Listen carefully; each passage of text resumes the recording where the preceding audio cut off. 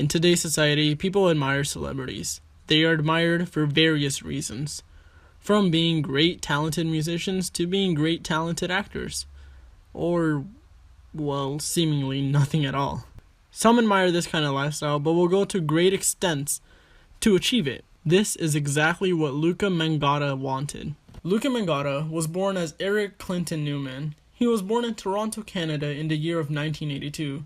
He was a man who wanted nothing more than to be famous, a man who relied heavily and focused heavily on his looks. Luka Magnotta worked as a stripper, and he eventually landed a couple roles in gay pornography. As mentioned before, Luka Magnotta's dream was to become famous.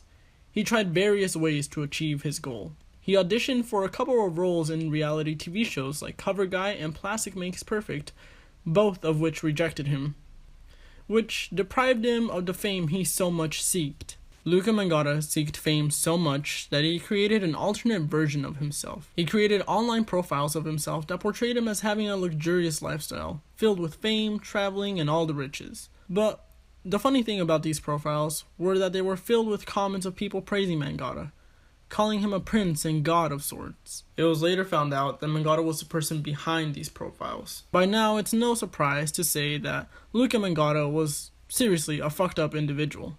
Some say he did this to hype up his fame, while others say that he was just fucked up in the head. His lack of fame frustrated him and made him take a dark, sinister turn.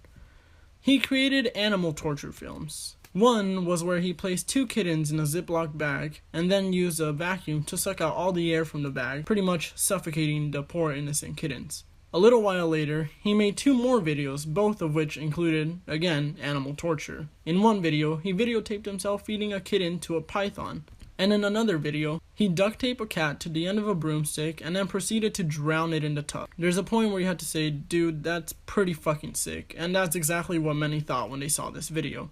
A group of individuals sought justice for these 2 kittens and created a group to hunt down Magnotta for his crimes. But it wasn't before his crimes got even worse. Luka Magnotta took an even more sinister turn when he posted an ad on Craigslist claiming he was looking for a person who wanted to act in a movie he was making. In the ad, he made it very clear that he wasn't looking for anyone to hook up with and that there would be no money involved, just the movie making. A student by the name of Lin Jun replied to the ad and agreed to shoot the movie.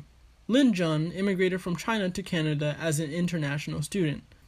Leaving his life back home was not only a struggle for him, but it was also a struggle for his parents, especially his mother, who worried about him.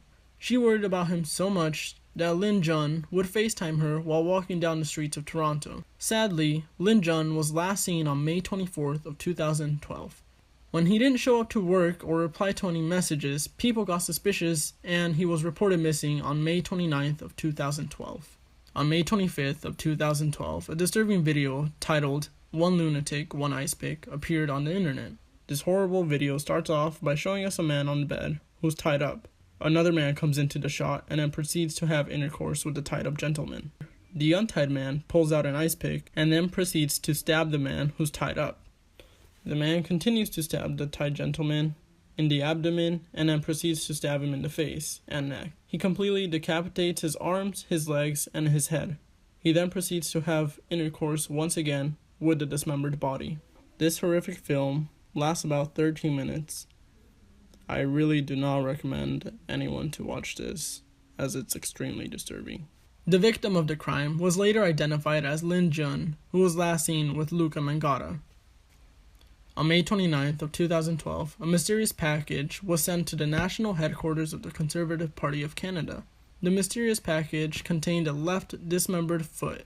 A little later, a janitor found a suitcase in an alley near Snowdon. The suitcase contained a dismembered human torso. Police were called and investigators found that there were also bloody clothes, sharp objects, and other body parts found near the alley as well.